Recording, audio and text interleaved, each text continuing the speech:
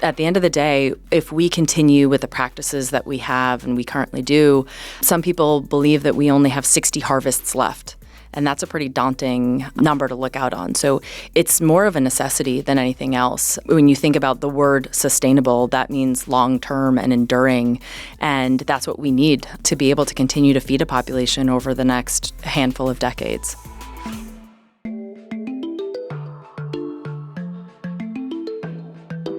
Welcome to Season 3 of Well Said, where you'll hear discussions with Wellington Management, investment, and research professionals about market, macro, and geopolitical dynamics affecting investor outcomes now and into the future. I'm your host, Thomas Mucha, Wellington's geopolitical strategist and member of the firm's global macro team. While climate change affects everyone, it does not affect everyone equally. That's a quote from the United Nations and an aphorism that isn't as widely appreciated as it should be. Emerging markets and agriculture-dependent economies are affected to a greater extent than developed markets, for example, and women, broadly speaking, face more acute climate challenges than men, as women are often responsible for supplying household food, water, energy, and healthcare, all of which, of course, are affected by climate change. As more and more technological innovations to help us adapt to climate change emerge, private investors are often the first to understand the potential.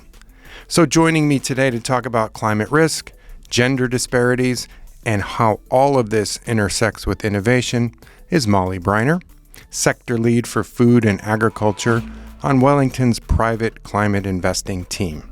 Molly, it's great to have you here, and welcome to Well Said. Thomas, it's great to be here. All right, Molly, let's start with the big picture. So how did you decide to focus on climate technology investing? It's a great question. I definitely say I took an atypical approach to finding myself in venture. I started out as an equity analyst at Franklin Templeton, and I think while that was a great foundation for me to learn about public companies, how to invest and underwrite into different types of business models, I really wanted to go deep in a sector. And that sector for me for a long time has been in the food systems. Food sits at the intersection of two major crises and opportunities that we have, right? Like you think about our healthcare crisis, really the foundation of that is what we put in our bodies and the food we eat. And we've got a population with shorter life expectancies than previous generations. And we've got a rising obesity crisis, as a lot of people are talking about in this current market. And then we've got the crisis we have with our planet. So over half of our arable land is used for agriculture. We've created an extractive process in agriculture. And as we continue to see a growing population that we need to feed, those practices are no longer sustainable. So I really wanted to be part of the change and the opportunity in that space. I worked in major multinationals like Unilever and Danone, worked at startups that were really on the cutting edge, and that's where I really cut my teeth in a venture-backed startup world, and then ended up at Danone's venture arm, investing in the intersection of people health and planet health. So you like to be in the middle of things. Yeah, I like to be where the action is. So how did that translate into a career at Wellington? Great question. I believe that our expertise at Wellington around climate change and the physical risks are bar none. So in working with Woodwell Climate Research Center and with some large institutional partners that we have in understanding the physical risks of climate change and leveraging that both into understanding how it impacts the public markets, all asset classes really, and how we can invest into solutions both for mitigation and adaptation have been really validated both in my process in evaluating and coming here.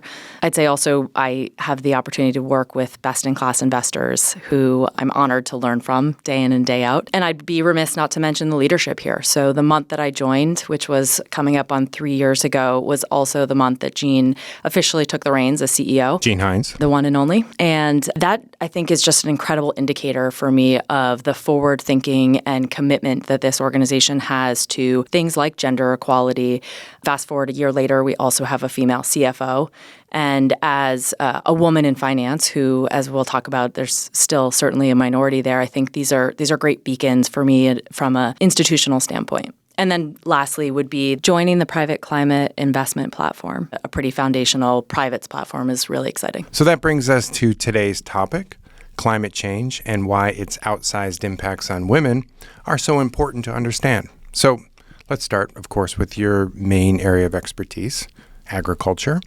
Molly, give us some more insight on the challenges that climate change presents for agriculture worldwide. I mean, what are the main impacts here? You and I have talked about in the past that climate change is the biggest threat multiplier in everything from socioeconomic stability to political stability to kind of social uprise and upheaval. And typically when you see that level of unrest, it tends to have a disproportionate effect on gender and gender inequalities.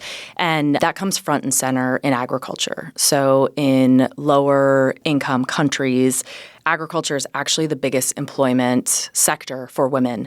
And as you see climate change wreaking havoc in so many different ways, so you've got crop failure, you've got wildfires, droughts, excessive heat, all making for challenges around how we grow and harvest. The women who do this in lower income countries really bear the brunt of that.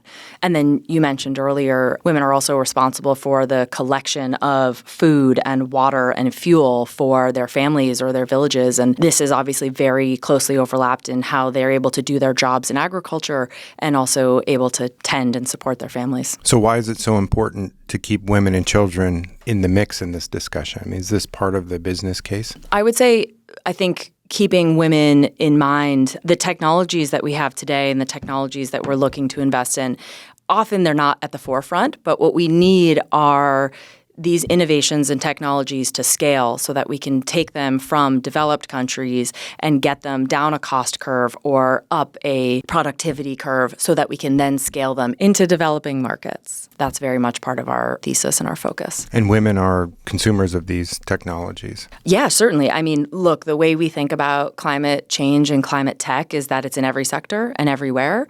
And so in a lot of ways, we take an agnostic approach to a gender focus on who the ultimate consumer is, but knowing that they are often so much the driving force in things like agriculture and in things, particularly in the consumer sector as well, driving the majority of household purchases, et cetera, they are often part of the consideration set. So you just mentioned threat multipliers. And yes, you and I talk about this all the time. This intersection of climate change and national security is a key part of my geopolitical research. Obviously, there's a bunch of national security implications here, but the policymakers that I'm speaking with are particularly concerned about climate migration. And we're already seeing rising tensions as people are fleeing climate-challenged regions, either because they can no longer make a living in agriculture, as you say, or they're worried about having enough food to feed their family. So I'm curious, as you work with founders of companies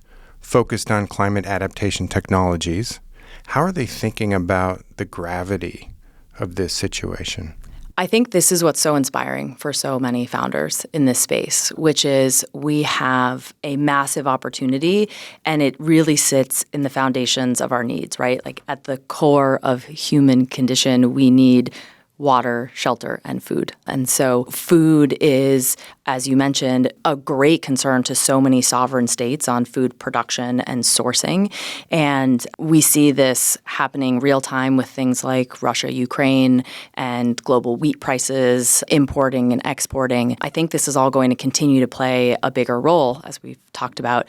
And I think founders see the opportunity here. And that opportunity manifests in a number of different ways and shapes and forms, whether it's complete disruption of how we grow things or the evolution of things like agriculture. So if you look at what we've brought into the industrialization of agriculture, it's now the 4.0 of ag in terms of how do we take data and digitalization and analytics and use those to continue to drive yield and productivity up while being less extractive in our processes as well. So there's an opportunity to do well and do good at the same time, and that's a driver for founder motivations. Yeah. At the end of the day, if we continue with the practices that we have and we currently do, some people believe that we only have 60 harvests left.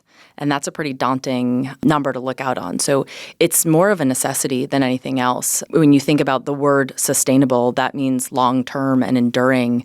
And that's what we need to be able to continue to feed a population over the next handful of decades. So Molly, let's dig a little bit more into some of these promising solutions that are in development or on the horizon. I mean, which ones to you offer the most promise when we're thinking about alleviating some of these significant challenges? I sort of look at the space and break it up into three key buckets. The first would be what I'll call the livestock transition or the protein transition. Not only do we need to feed a growing population, which means we have an expected increase of 50% more food demands and caloric demands by 2050, but a 70% increase in protein over that same time horizon. And today, livestock takes up actually 80% of all the agricultural land that we use today, and that's unsustainable. So our options are continue to grow acreage, which usually comes at the expense of things like the rainforest, which has additional knock-on effects to climate change and only exacerbates that problem. And we're seeing a yield drag, right? So as we start to approach yield productivity in things like major row crops, which are the core feedstock for animals, we need to start to look at other solutions and other technologies. What are some of those substitutes then? I think the world of alternative proteins is certainly in the trough of disillusionment right now on the hype cycle. I think consumers have a lot of expectations of what they want and need out of their protein consumption, and it's deeply embedded in culture and in family, in how we think about and consume our protein. But you like to use the analogy of carbonated soft drinks. And 20 years ago, people were drinking soda regularly and frequently. And if you fast forward to today, the decline in a lot of carbonated soft drinks and the rise in carbonated waters has shown that we can shift behaviors and we can shift habits quite dramatically. So as we continue to see a rise in inflation costs in things like beef and poultry, et cetera, we will see consumer demands need to shift into other alternatives. And so I'm still quite positive on some of the technologies that exist in alternative proteins. So what are some of these? I mean, which ones taste good? Yeah. So we're particularly excited with technology around mycelium, which is the root of a mushroom. And that infrastructure, the way a mushroom grows, it's actually the fibers are long and filamentous. And that has a much better analog to animal protein than plants. Plants' proteins are actually round, and mushroom proteins are long and filamentous. And so as consumers, we need to take consumers along on a journey with taste and texture, mirroring what they're most familiar with. I think there's a lot of opportunity in the world of mycelium. I love mycelium on pizza. What about insects? In my field, I hear a lot about the push for, eating other creatures that are out there that are more sustainable. How does that play out in this context? Calorie conversion for a cow is for every 40 calories we feed a cow, give or take, it's 1 calorie of human consumption in terms of protein. It's highly inefficient in how we grow and scale our livestock. I don't actually know the calorie conversion for insects, but suffice to say it is significantly lower. And usually the feedstock for those insects, whether it's mealworms or black soldier flies, it's usually waste, or their feedstock can be a byproduct of a lot of other categories. And so I think there's great potential there. It has necessitated some real scale on the infrastructure side. And while I don't think the adoption will come first and foremost necessarily in human consumption, I don't think we'll all be eating cricket bars in the next 5 years, I do think there are a lot of ways in which we can leverage that protein for fisheries and for pets as two key areas. And I know there's a handful of other ways in which they're testing parts of the carbohydrates and the protein or the insect meal for other categories and usages. Now, on this point of protein transition, are there benefits to women and families? Does this mean lower prices? Does this mean better nutrition, better health? I mean, how does that fit into it? It absolutely does. I think we need to make more healthier food, and we need to make that affordably. And, when you think about the cornerstone of nutrition, it so often actually starts with mom thinking about her children. That's when you see the largest inflection of investment in organic and in natural and in whole foods. And as we move away from a diet that is 60, 70% processed foods, the standard American diet, which the acronym is actually SAD, is a real problem here. And it's a problem for the 50% of women who are sole breadwinners and managers of their family and of their budgets and how to feed their children sustainably. So yes, as we think about the need to feed people more healthily, we also need to do that more affordably and continue to scale that. So you mentioned that there were 3 categories here when we're talking about technologies. We've covered protein. Yep. What's the next one? The next one would be food waste. And so if food waste were a country, it would be the 3rd largest emitter after the US and China. We waste anywhere from 30 to 40% of all our food. And a majority of that happens upstream on the farm and also downstream in consumer behavior. So whether that's in food service, restaurant, or at home. We are quite excited about a lot of opportunity both in helping shrink that supply chain. So how do we get food from the farmer more directly into the world of consumption in retail and in grocery and in food service. And through that, we've seen a handful of different innovations that we're excited about. And what about the third? And the third, we've talked a lot about agriculture, but agriculture 4.0. So what does precision farming look like? How do we take digitization and connectivity? So things like remote sensing and crop analytics. There's a lot of interest there. I think we're in many ways just seeing the wave of taking that data collection and really building those actions into insights. One great example of that would be See and Spray. So as we have more sensors on the tractors, those sensors are enabling real-time, much more precision around things like herbicides and pesticides to be able to use less chemicals and use them more effectively. So changing what we eat, making the farmers more efficient, and wasting less of it. Those are the 3 categories. Yeah, I mean, it's essentially how do we grow it, how do we move it, and how do we eat it? Perfect.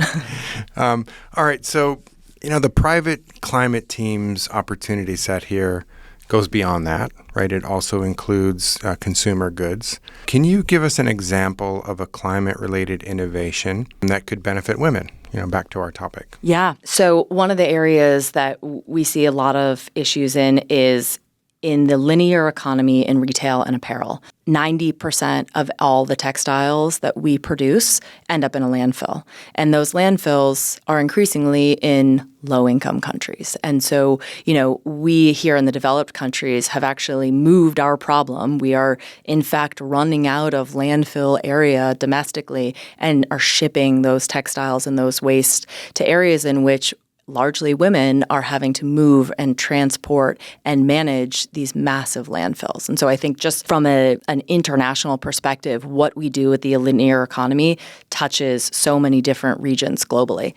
And so with that, the counter to that is A, consume less, but consumers are headed in the opposite direction. We've seen the massive rise of fast fashion, and we've seen an increase in consumption, whereas 30 years ago, we used to buy call it 30 garments, we now buy 10x that amount in a year. And so this very high consumptive behavior, yes, we can work on ways to consume less, but I think we also need to drive a circular economy. And so we are quite excited about the opportunity in resale and in identifying ways in which we can activate a consumer's closet. We can bring that back out into an economy and transact for people. And we're definitely seeing a population, so millennials and Gen Zs, who have a much higher interest in this resale, thrifting world. A, because it costs less, so you're able to buy higher, better quality products at a discount. And then B, I think there's this treasure trove idea and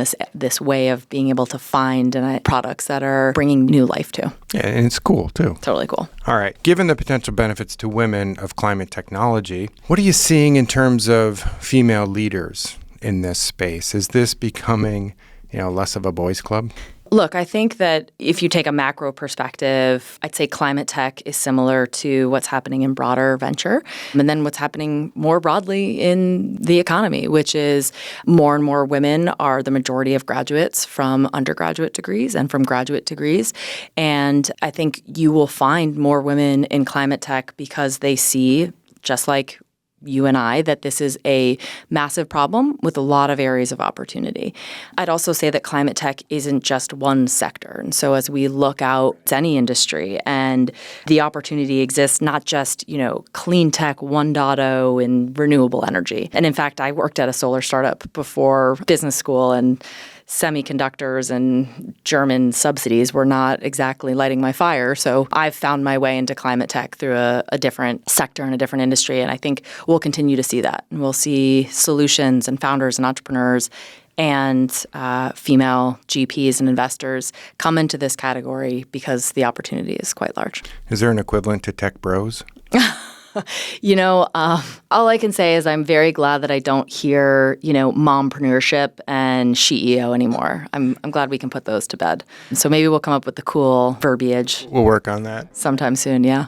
Okay, Molly, I know ESG integration is also part of your investment process, mainly because of the financial risks these issues can pose for companies, for investors. There's lots of E, S, and G issues in agriculture and consumer sector supply chains that are specific to women. What do you see as the most financially material, gender-related ESG issue that can trip companies up? And how does your team engage on those with boards and management teams? Our partners within the firm and more broadly recognize and understand that I think diversity in the governance level is really where so much of this starts.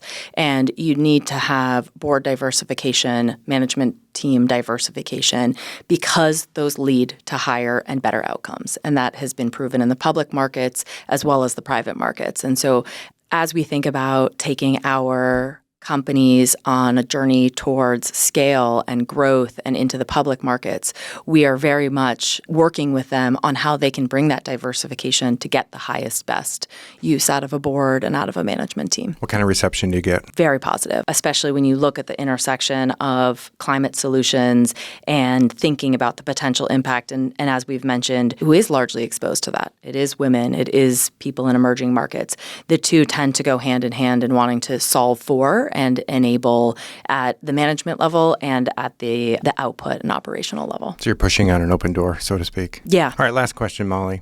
And I'll stick to the theme here. Who have been some of your most important female role models or mentors? And what are the biggest lessons that you've learned from them? I guess I'd start with my mom. She is still practicing as a sole practitioner and a doctor, and I've seen what she's been able to do and how she's managed her career and changed and touched the lives of so many people while also caring and continuing to care for her children and her grandchildren, all while also having hobbies and passions.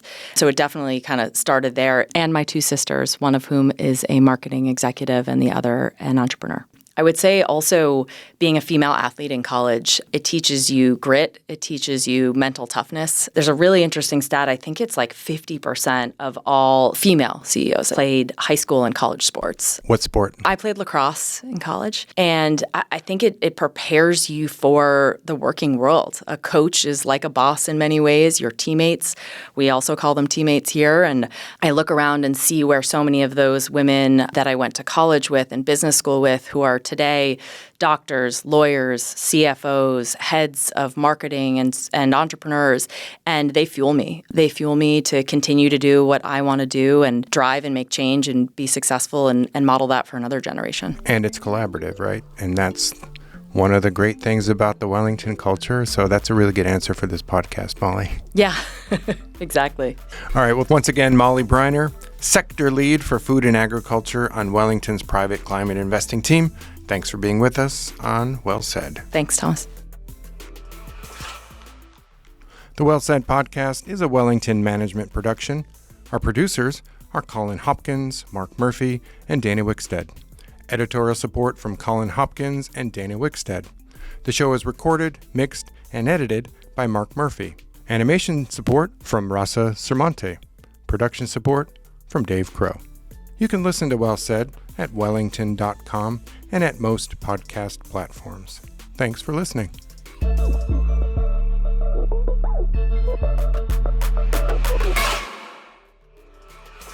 All investing involves risk, including potential loss of principal.